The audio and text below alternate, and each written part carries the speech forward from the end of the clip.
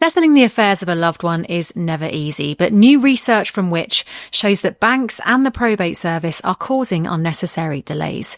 Welcome to Which Money. Hello and welcome to the show. I'm Lucia Ariano, and with me I have an all-star cast from Which. I have Holly Lanyon from Which Money. Hello, Holly. Hi. And James Buchan from the Which legal team. Hello, James. Hi, Lucia. How are you doing? I'm good, thank you all. Thank you both so much for joining us today. Shall we start right at the top with this one? I mean, James, can you give us an overview of what probate actually is?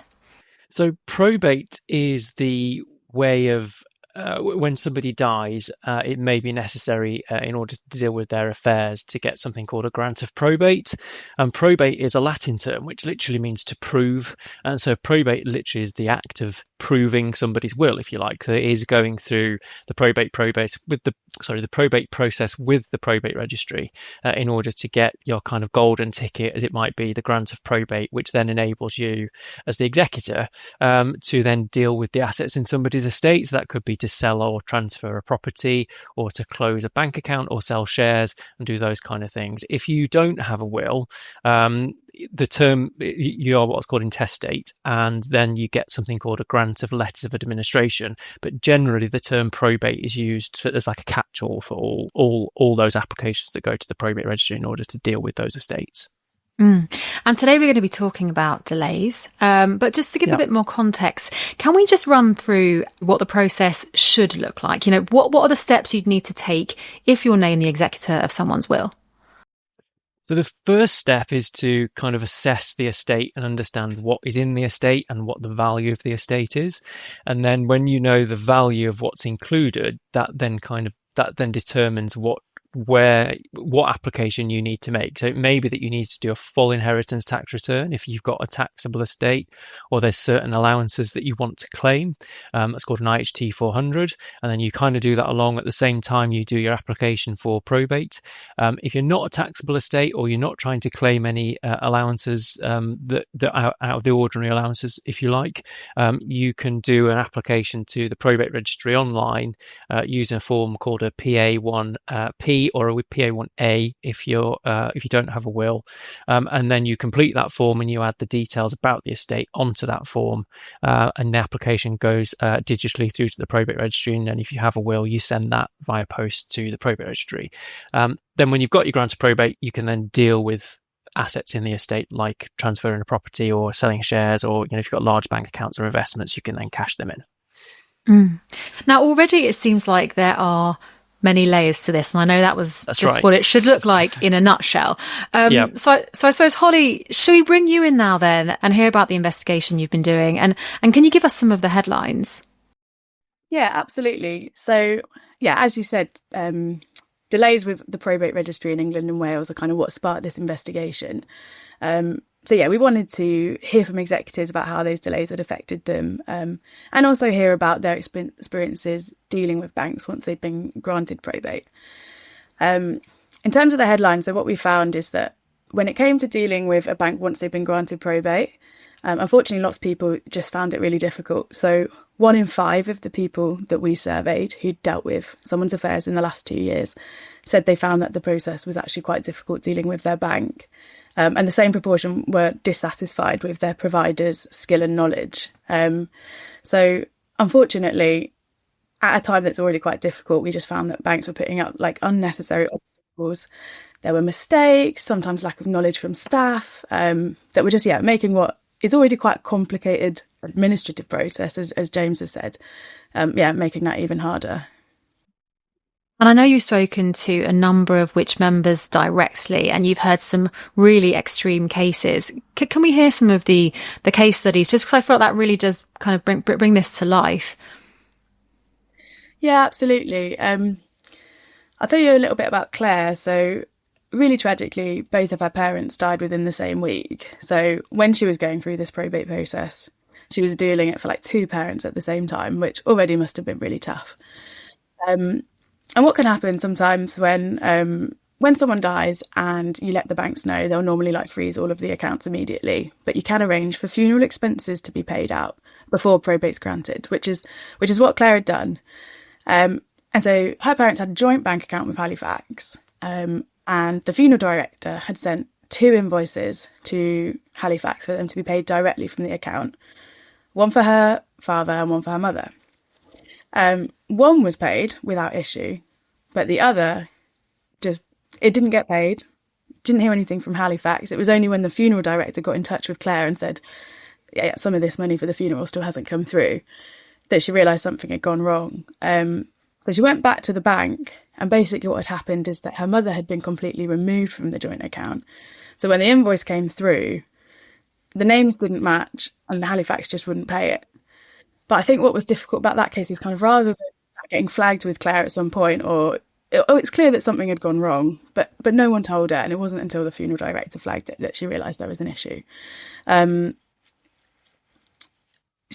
she did speak to Halifax, yeah, they really rectified the situation as they should have done, and she ended up receiving some compensation, and luckily it was all sorted. But it's just those kind of administrative errors that I think are really stressful and just really unnecessary at a time like that.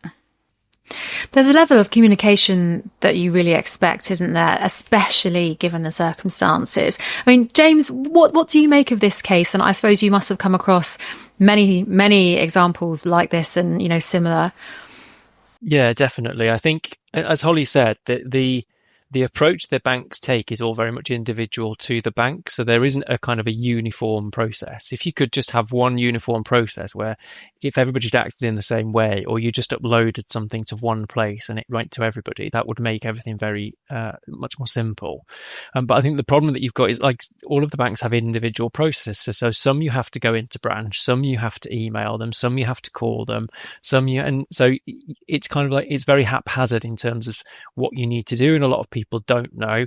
A lot of the big banks used to have bereavement teams years ago, which were actually quite good because that was their specialist thing to deal with people's accounts where they died.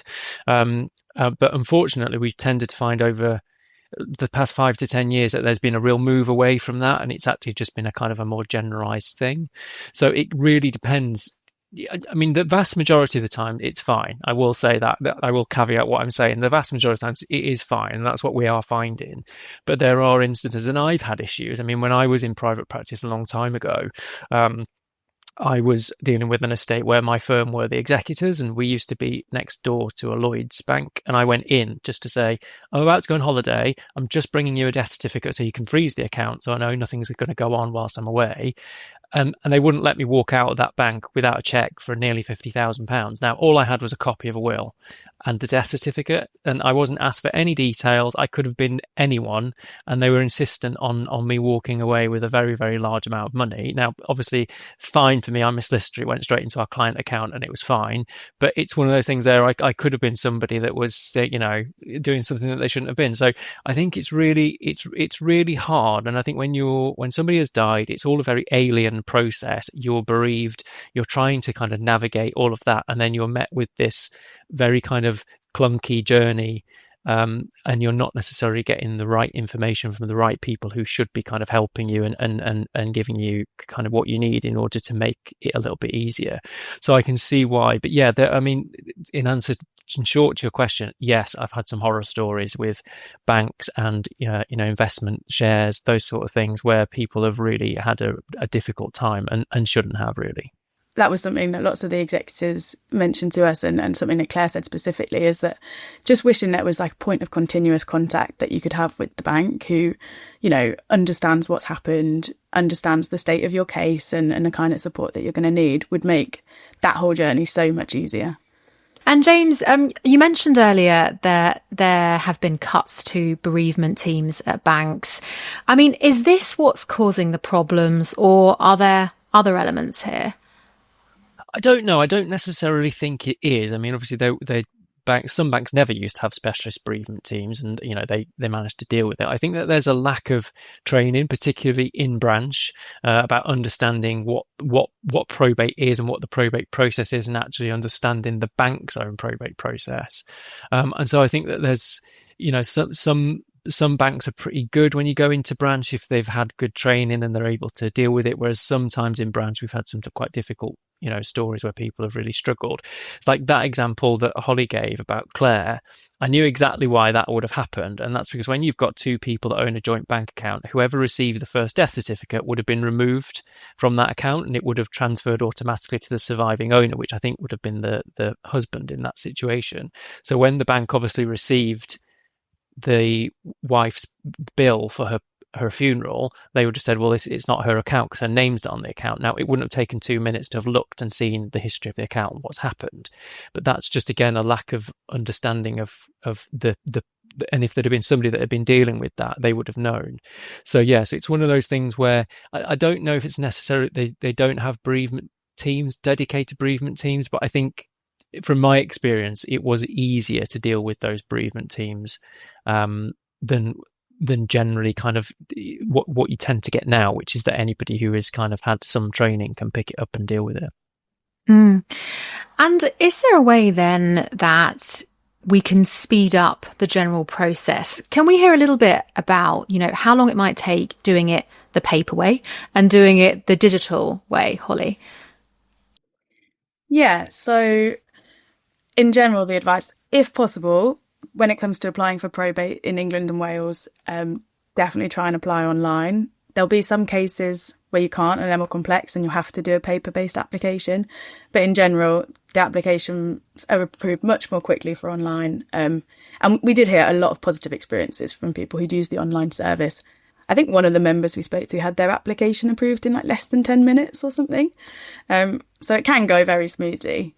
At the moment, I think it's taking around 4 weeks on average for online applications to be approved, and a bit longer for paper. Just adding to what Holly said, that it's relatively smooth. If it's relatively smooth, if there's a problem with the application, that's when I think we tend to be seeing significant delays in terms of application. So if somebody hasn't completed the paperwork right, or there's an issue with the will, that's when we tend to be seeing real issues and delays. And I think part of that goes back to when I was in practice years ago, before there was this drive with the probate registry to be digitalized and more streamlined, you had probate registries in all of the local kind of big towns and cities, and if you had an issue, you could actually phone them up and speak with the registrar or deputy registrar, say, I've got this issue, I think this is what I need to do, is that kind of how you want it? And they would talk you through what they needed, and then if you needed it expediting, you could speak to them,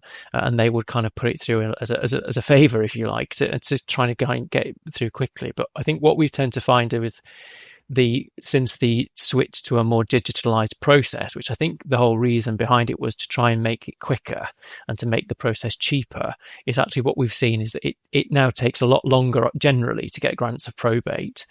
And we find that the quality of the help and the guidance that's being given by the probate registry is a lot poorer, if you like, than it used to be a long time ago, because they have reduced significantly the amount of registrars and the experienced staff that work in the probate registry. So whilst I think that going digitalized and having that thing has its positives, I think on the whole the service is it's a poorer service than it used to be. Now, that's had some teething issues. It may take time to kind of come out the other end. And, I'm hoping that it is going to improve significantly. I think it has, Holly, from what your research shows, that things have got better significantly over the past few years. But I think that there are instances, certainly, that we have experienced where the probate registry are telling people wrong, or they're requesting things that they don't need. And actually it's creating an awful lot of problems for people that are dealing with estates themselves, that they're being asked for things and they just don't need to provide, and they're therefore getting themselves in a bit of a panic and and not really understanding what they're being asked for. And you made a point there about wills, and I suppose the idea of wills being watertight and saying exactly what you need them to say. Does it kind of come back to that, and just how important would you just want to stress how important getting your will right is? Yeah, definitely. I mean, as I always say to anybody, nobody has to make a will in the UK. We have testamentary freedom, but if you don't have a will, then you get what you get, which is the intestacy rules, and that may not benefit the people that you want to benefit. So the best way you can do that is to make a will.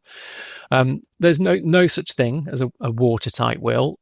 Any will can be challenged, whether it's a perfectly valid, perfectly legal will and it's all fine. It could still be challenged, and whether that challenge would succeed or not is a different matter. But any will, any estate can be challenged.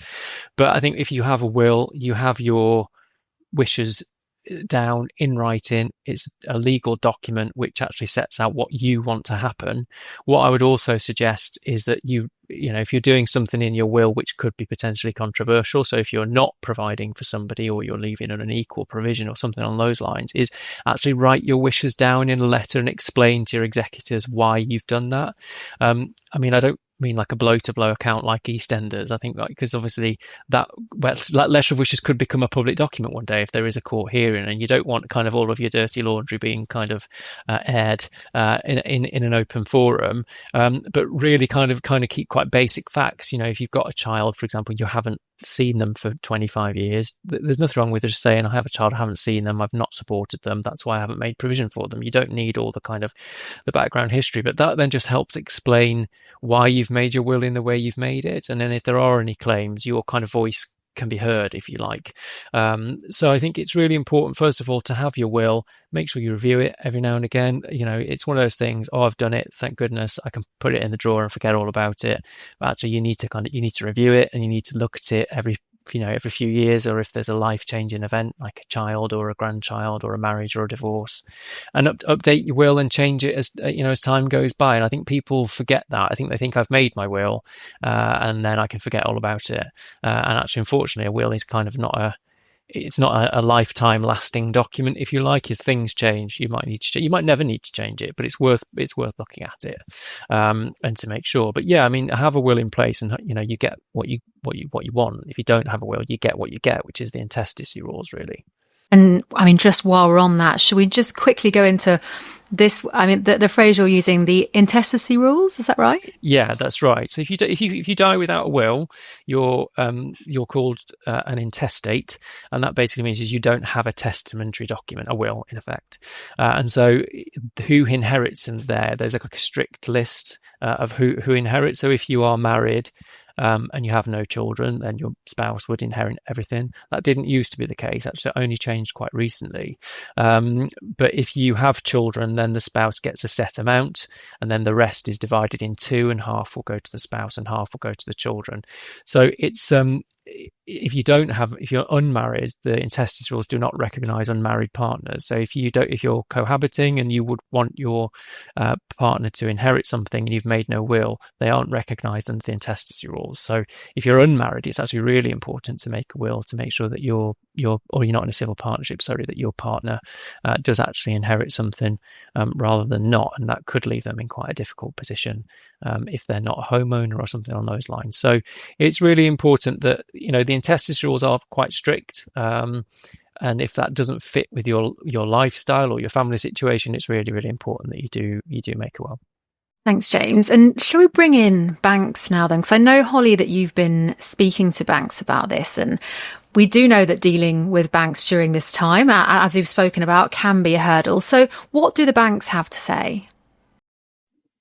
Yeah, so we spoke to 25 major banks about the provision and the support that they have in place for bereaved customers. And all of us told us that they have special policies designed specifically to support bereaved customers. I think what we found in our research is that point that James was making about there's a kind of something's getting lost in translation when our staff fully aware of these policies and really understand how to enact them or why they're in place or what the kind of support they're supposed to be offering to customers. And that's something we found in our survey, in our customer research. Lots of people were telling us that staff were really lovely, staff were really compassionate, but they just didn't really understand the kind of ins and outs of the policies or why things were a certain way. So I think one member told us that they went and spoke to their staff in branch who told them one thing. And then when they did speak to the specialist bereavement department, they got told, a completely different set of requirements, which obviously just makes this process, which is already new and it might be your first time doing it, like James said, just makes that even more confusing. And Holly, I found it interesting, reading your article, that not all high street banks fared the same. How did banks do, and which ones came out, top and bottom? Yeah, so we asked executors how they rated their bank in terms of their skill and knowledge during this process of estate administration. And we did find some big differences. So at the top of the table, Santander did well. So 80% of the executors who banked with Santander told us that they were satisfied. At the other end of things, so HSBC scored 56% and Barclays scored 62%. So obviously there's this big variation between how executors find it working with providers. And unfortunately, as an executor, there's not much you can do. It will be about, the bereaved and where they held their accounts, who you end up dealing with. And so do you think anything is likely to improve? Is the FCA looking into this? So the FCA published a review actually in April. So they worked with retail banks looking at the customer journeys for bereaved customer journeys and those with power of attorney. And their findings were mixed. They found some evidence that the consumer JC was working really well to support vulnerable customers. Lots of banks have bereavement policies in place, but they did also find lots of areas for improvement. So, and they were quite clear that no bank can afford to be complacent in this area, particularly around areas like ensuring staff are fully aware of and trained in the policies, and when errors are introduced, like when errors do occur, making sure that some sort of feedback loops are there in place, so there's additional training or competency checks to make sure the kind of same issues don't repeat themselves. It does seem like to me, and it's come up a few times during this conversation, that there might be a lack of kind of standardization across the board. James, you're nodding. Is that something that you'd agree with, that there needs to be a little bit more of that? Yeah, there does. And I think that the problem is there's no reason why it can't be standardized, because it is the same process. The information that you're requesting and what you're asking is the same. It's, you're asking for the same thing. Every estate should request the same information. And if you're going through the probate process, at the end, you're either closing an account or the funds are being transferred into another account. So either way, that account is closing and the money is going somewhere. So there's no reason why there shouldn't be a standardized, why the FCA, for example, couldn't say this is the standardized process and every bank follows that. But it's, for example, the amount of money banks will release without there being a grant of probate varies wildly. So some banks will release, if you've got more than £5,000 with that bank, they won't release the money without a grant of probate. Whereas some banks, it's up to £50,000, and which is a lot of money. And I think what's not explained very well to people with the banks is that actually when you sign that form to say, yes, I'm the executor to release the money without a grant of probate, actually what you're saying is that there's no other assets in the estate and that this is the only asset. And actually you could be closing loads of different bank accounts up to 20, 30, 40,000 pounds and cashing all the money in, when actually that's not what you should be doing. And even the bank's forms are saying that. But again, I don't think that's something, for example, if it's dealt with in branch, that they're necessarily getting over to people that you should only be closing the account in certain circumstances.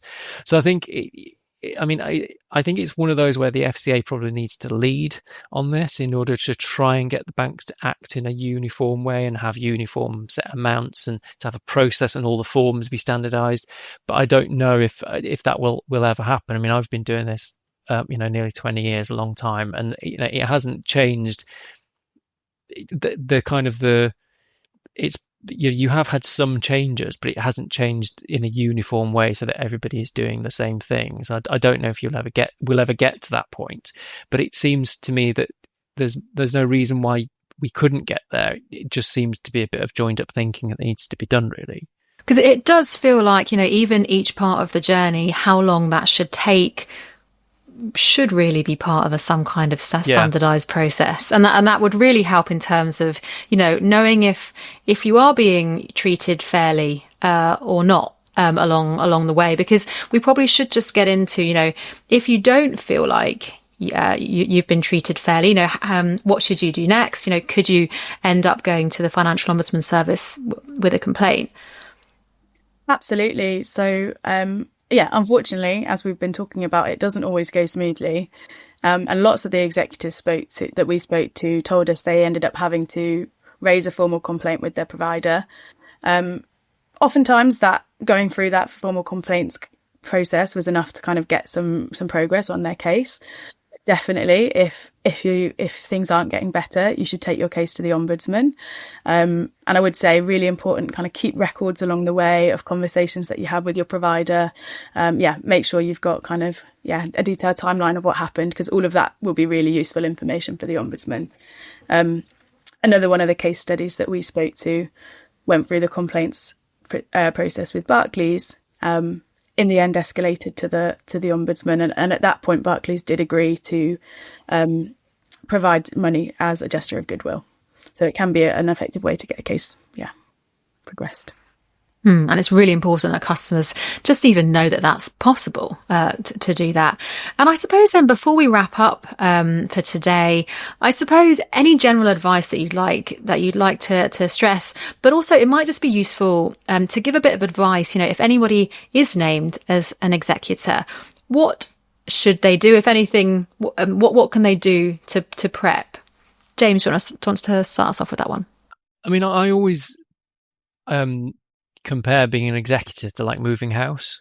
Like if you're moving house, you have to make a list of everything you need to do, and that is what you're doing. Really, you're having to sort out all of the utilities, all the bank accounts, all the investments, property, the cat, the dog, and all those sort of things. It all needs, it's a huge job. And I think if somebody asks you to be an executor, really think carefully before you say yes, because actually it is an awful lot of work that is involved, from registering the death to organising the funeral to organising the wake to sorting out the bank accounts to doing the taxation. And I think it's also really important that people remember that, if you're reporting an estate for tax purposes, for inheritance tax purposes, and you get it wrong, there can be a personal liability that you could actually be held personally liable. So it could actually be you that ends up paying a fine, for example, if you've reported something incorrectly. And so what I would say is, if you're not sure of the process, but you want to be an executor because it's a close family relative or a friend, is go and get some advice, and not necessarily asking a solicitor to do the probate process for you, but go and get some advice and actually find out what is involved and what you need to do before you do anything. Because once you start, you can't stop. You're then doing something what's called intermeddling, which sounds quite serious, but it basically means that once you've taken on the role of an executor and you've started to act as an executor, you can't then stop. You have to carry on. So before you start doing anything, I would say go and get some help and ask what is involved. And actually, if you think, actually, I need some help with this, get some quotes for dealing with certain elements of the probate, and make sure that you are fully armed with everything that you need to do before you then start on the process. Because I've seen lots of horror stories with people with great intent and being the executors and got themselves into a bit of a mess later on down the line because they've not notified the insurer that the person's died, and that invalidates the insurance, or there's all those sorts of things that people don't think about that you need to do. So as housekeeping, you're moving house, what do you need to do? It's exactly the same, but then there's actually more complications as well with dealing with the probate applications and all those sorts of things. We probably should also just shout out that if you do need help with probate or managing an estate, there is of course Which Legal. And James, how can Which Legal help it in those situations?